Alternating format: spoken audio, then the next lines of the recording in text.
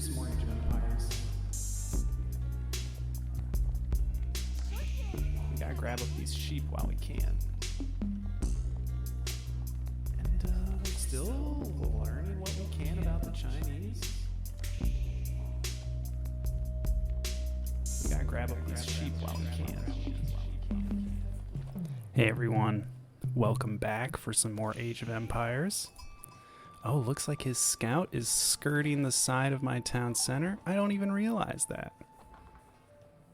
Ah, that's frustrating because I sent my scout along that side of the map. So now all the sheep are gone. Oh well.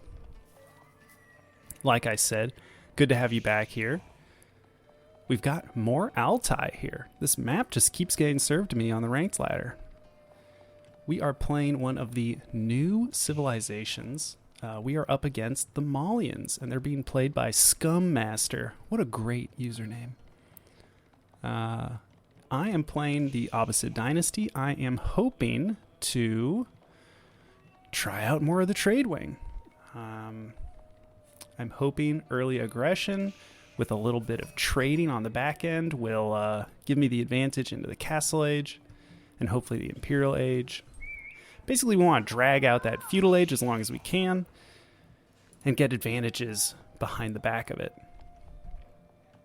Now, I don't think we have gone up against the Malians just yet in these replays that I've shown you, so this might be a good time to talk a little bit about the Malians. So we just spotted the first landmark for the Malians, and it's the Mansa Quarry. And this landmark, I've seen it chosen over the other landmark quite a bit, and it's because it's a simple landmark, it's an economic landmark, it provides passive gold or stone income. You can choose, you can kind of swap between them like the French landmark, the Guild Hall. But the Mansa Quarry either gives you gold or stone, and it's an easy way, if you set it to stone, you can get some good, you can get a second town center pretty darn quick without committing very many villagers. Or you can keep it on gold because the Malians are quite good at leveraging gold. Over here we're seeing a pit mine. The Malians have access to this unique building called the pit mine, which they can put on top of gold veins, and it'll passively collect gold from that gold vein. The gold vein doesn't actually lose any gold, the pit mine just generates it. And you can still mine from the gold vein. It's not lost to you. You can still access it. Your villagers can still mine from it. But it's a really cool passive economic bonus. And the more buildings you surround the pit mine with, the higher the income will be. So often Malian players will surround it with houses and maybe a mining camp. So we're starting our aggression here. Looks like we got our Golden Age Tier 1 right there. Love the music that plays whenever it does that. And we're seeing a lot of cavalry from my opponent. Where did this cavalry come from? Well, the Malians can upgrade their scouts to warrior scouts. These warrior scouts do 7 damage. And in all other purposes are scouts. They're very good because you're upping your damage from your scouts from 1 to 7, and they also do good damage to siege units. We're picking off a villager here, love to see that. That's a big pickup, but we're losing an archer to his warrior scouts, but at least we've rallied some spearmen over. But he is wisely drawing my spearmen away and towards his town center. He'll just garrison his villagers and snipe my poor spearmen. I'm not paying attention here. I believe I'm placing buildings down in my home base. Another thing to note is that you can have multiple pit mines as the Malians. You can have as many pit mines as the age you are in. So technically, Scum Master, my opponent, can build another pit mine, and he's planning on doing that over here. That's why he's walling off this side of the map. So while I might side this wall, or I might wall this side off to protect my trade caravans, he's going to do the same thing to protect his future pit mine. We're seeing a mix of archers and warrior scouts. Probably a good idea. Archers can take care of the spearmen, and then the warrior scouts can deal with most any other unit. Oof.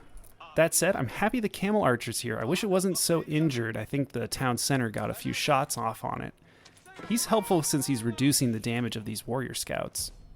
And I'm okay having a scout in the mix because he can actually deal good damage to these warrior scouts.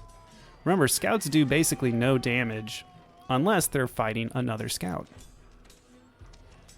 So we're going to lose our units here, unfortunately. Hopefully we can get one more warrior scout. Okay, good. But we're not trading well. You can see he's killed about 800 resources worth of my units. I've killed only 250.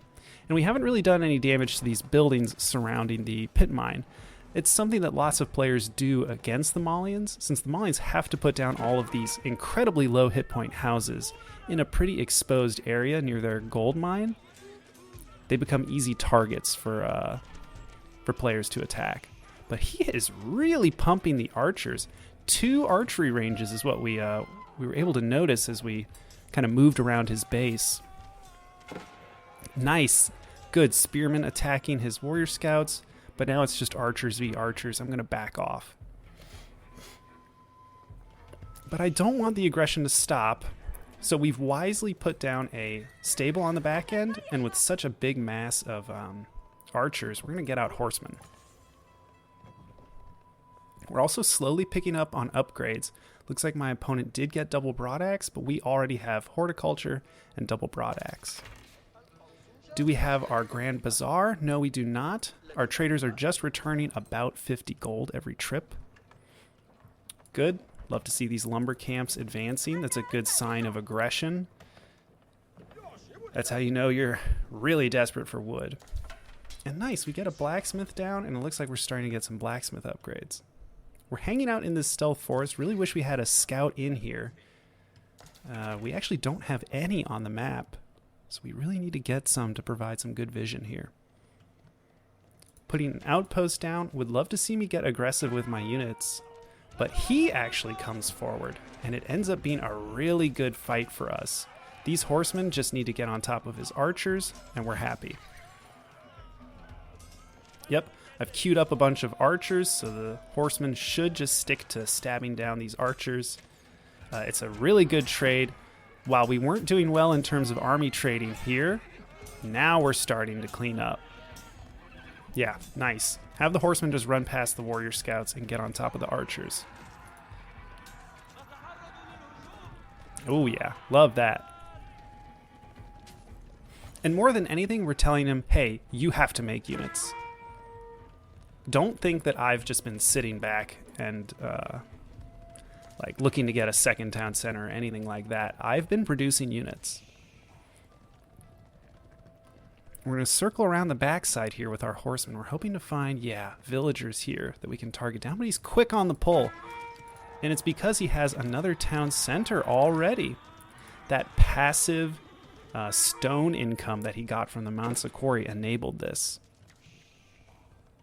But that's all right. I'll send my horsemen down here. And we'll start burning down houses. Because here's that second pit mine. It'd be great if we could deal some damage to it. Continuing to produce merchants, or traders. I can hear them being produced. Looks like we're at 8 already. That's pretty darn good. And it looks like we are mining some stone. We'll probably get a second town center down when we get the chance. Opponent is starting to add in some more upgrades. We're getting wheelbarrow, and our blacksmith upgrades are really coming through now. Trying to move our horsemen around the map, and we are putting down a ram out front. We want to see if he's built up a good cavalry to stop this. And if he has, we're going to pump spearmen. We've only got one on the way, and I'm hoping that we can get a little glance. We really need a scout of his army, so that way we know what units to spam, but it looks like I'm spamming archers and spearmen. In terms of income, I like my economy. It's pretty well balanced, and we're getting that trickle of stone. Wish we had some excess wood here, but we had to use it for the battering ram. Opponent is going a little too hard into wood. I'm not sure what he's going to do with it. He should really be producing archers if he's going to gather up that much wood. Now we're seeing his army sofas. These are heavy melee cavalry, a unique unit that the Malians can produce. They're very effective versus infantry, but they still die quickly to spearmen and crossbowmen. I'm going to try and have my archers trade with his archers. I'm not too worried about his cavalry, although now that his sofas are attacking my archers, I'm going to back off. We did lose the ram, unfortunate, but here come the anti-cavalry reinforcements. A camel archer reducing the damage of all these units, and a spearman who's stabbing everything down. Now we're trading well. Look at that, we're only 600 behind. We should really move in with these units and signal to them we're going to continue the aggression. You need to keep making units, and maybe we can snipe a villager or two. Would love to see these archers. Yeah, that's some good damage right there. Spearmen are unfortunately getting targeted down by the archers. Would love to save this camel archer, and my archers are now just attacking this house. Not good. They need to either be building a ram or looking for villagers. And here he comes with more sofas. We'll just retreat until we can rally our spearmen. And yep, now we have to do the dance. I'm going to have my archers just attack his archers, and if he comes forward with his sofas, we'll retreat to the safety of my spearmen. And we're occasionally trying to get shots off on his villagers. He's not pulling them, so these are some really injured villagers here. If he's not careful, I'll pull some of my archers away and target his villagers down. You can see the sofas are really good at dealing damage in the feudal age. I mean, they're just so strong. But now we're duking it out. He's got 9 archers. I've got 5, but we do have good upgrades. I'm realizing I'm going to lose it, so I decide let's target down his weak villagers. And it ends up being the right call. We got those 2 injured ones. Now we kind of have to back off. And it's hit the 15-minute in-game timer mark. Neither of us are in the castle age. My opponent did get a second town center, though we have secured one as well. And we have all of these traders here. Oh, one moment. Apologies about that. As I was saying, I'm glad we've spent so long in the feudal age, because the longer we're in it, the more I can get my trading operation up. And he hasn't found it. He hasn't done really any damage to it. We've protected it with walls. And in fact, we've got stone walls down here to secure even more of our territory. We're moving out onto the map. We have some outposts down. We're stabbing down villagers, although he's stabbing down horsemen. And we're really happy because we're pretty much closing out all of the tier 1 technologies. We have all the economic upgrades here in a moment and all the blacksmith upgrades in a moment. There's nothing else to do except go to the next stage. Had some misrallied units here, but it gives us a nice preview of his army. He's not producing anything. I think he's realized that now is the time to go to the castle age. He's going to do that by leveraging his wood to make cattle farms. And he'll leverage his extra gold to make cows, and the cows will go into these farms, or these cow fields, and generate food passively. So the Malians have some very cool mechanics. What we haven't seen from our opponent are spearmen. He needs to be careful. If I make a good cavalry transition, we can do very well, particularly if we go camel riders. And the Malians have a pretty cool, unique spearman unit, the Donzo, which can throw their spears as a initial attack. But we're not seeing that just yet, and I decide let's go triple town center.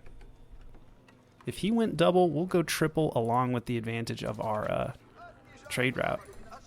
And we are getting that little bonus food from the Grand Bazaar.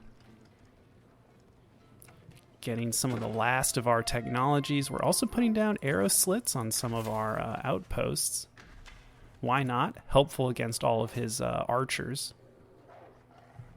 Yeah, we're just getting out on the map. Really, only place we can be attacked is through this small gap or this wide opening here. So it'd be best for us to get some outposts over here, although this one's doing a pretty good job.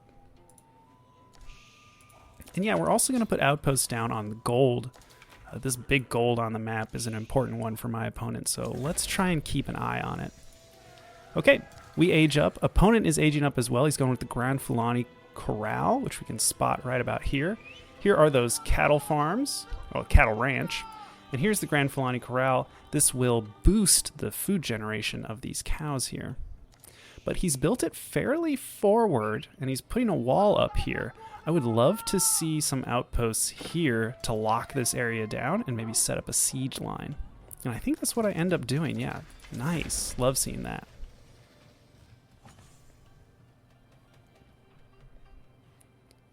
What are we going for now that we've hit the 3rd age? Well, looks like we're getting military academies so that our limited military production can get a boost to their efficiency. So we'll be producing units a lot quicker. We're getting veterancy upgrade for our archers because we have a decent amount of them. Actually, we've only got 3. I take that back. Maybe we're just planning on producing more.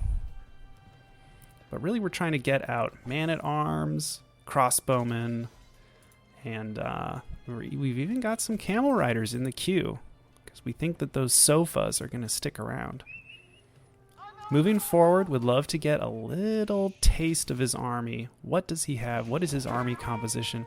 And now we see it. Some javelin throwers, archers, veteran archers. Looks like he went with the veterancy upgrade as well. And we saw so many ranged units, we're going to put down a mangonel. Additionally, we did make a siege workshop. I figured this would be a nice choice if we've got lots of gold rolling in.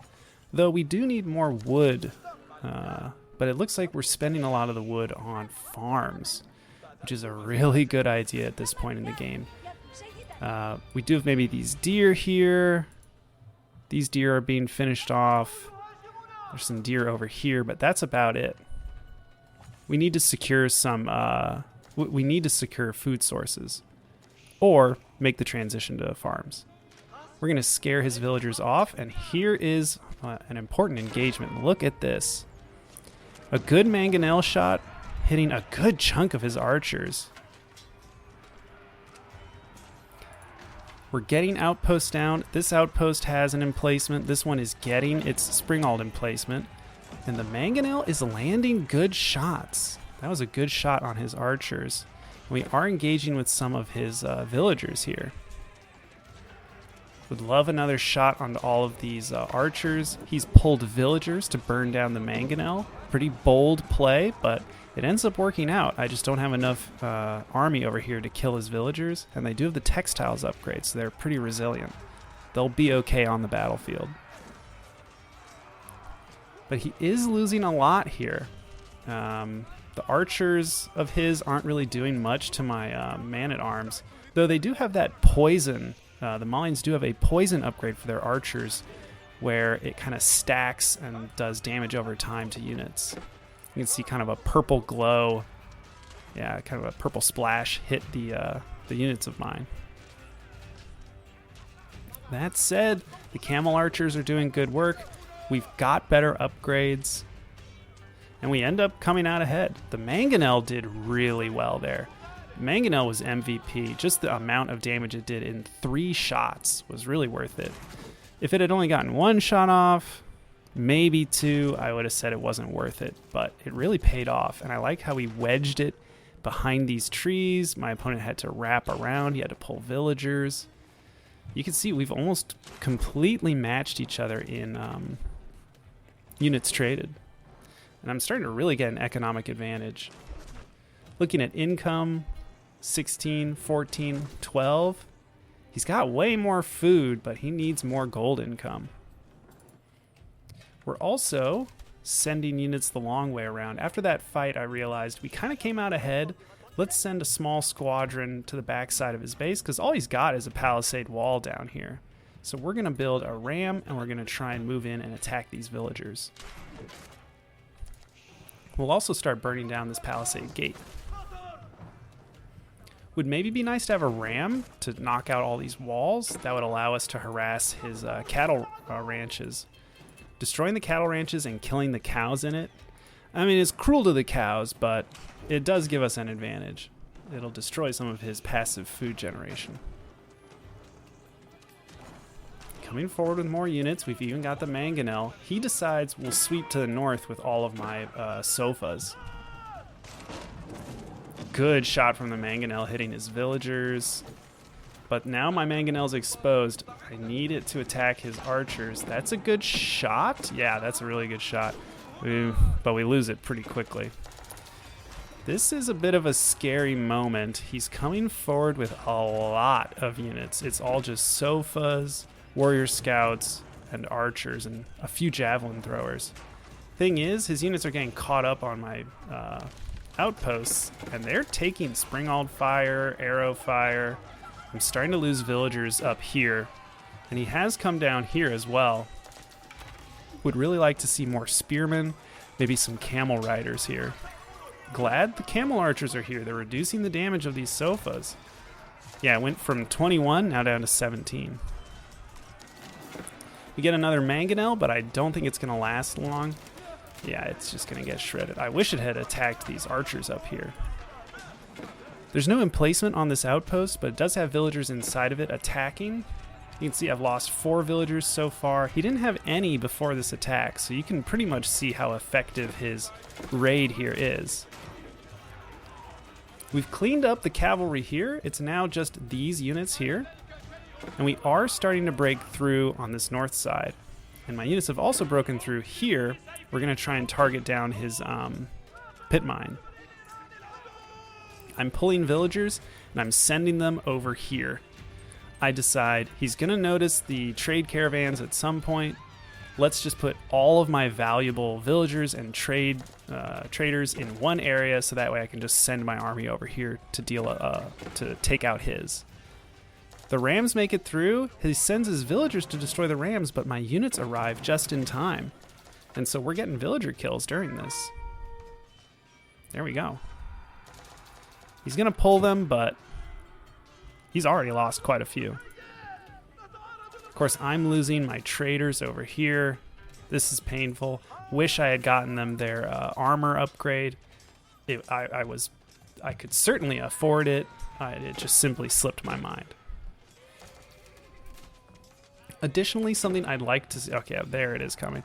Additionally, what I'd like to see is a stone gate right here, a market here, and then reassign all of my caravans, change their home market to this market, because when we do that, it actually automatically increases their gold and food. They don't even have to finish their trip before they get that bonus in terms of resources. So it's really profitable to extend your market line later in the game.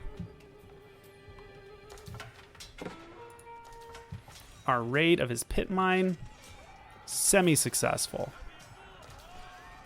We do have a bigger army right now. We're re-upping, and we're looking strong. We've got springalds, we've got mangonels. These mangonels are really going to pay off. They seem to be doing well. Yeah, sometimes they just get sniped. Sometimes they get a shot or two off. But the fact that he has to charge forward, come into all of these outposts, it's been really painful for him. So if the mangonels bait him into engaging, I'm happy. And yeah, more outposts going down, just to kind of say, like, okay, if we're gonna go siege, you're gonna have to come into all of these defenses. And we're building a wall here. We almost had it finished, but then his troops show up. They can destroy stone walls that are still under construction, and they're gonna break through. But we're already responding. We had actually already sent some knights thinking that we could start to raid this corner, but now we're realizing, okay, let's send more troops that way. The knights aren't going to do well against these units. At least there's an emplacement on this outpost. It's taking shots when it can. Might kill this sofa, might kill another unit. That's the hope. Lose our villager here, but looks like my army has almost responded. So we can take out, or at least chase him off. He should retreat, but it looks like he's going to engage. Oh, this is a bad idea to fight here. Under the springald emplacement, all these units. Oof.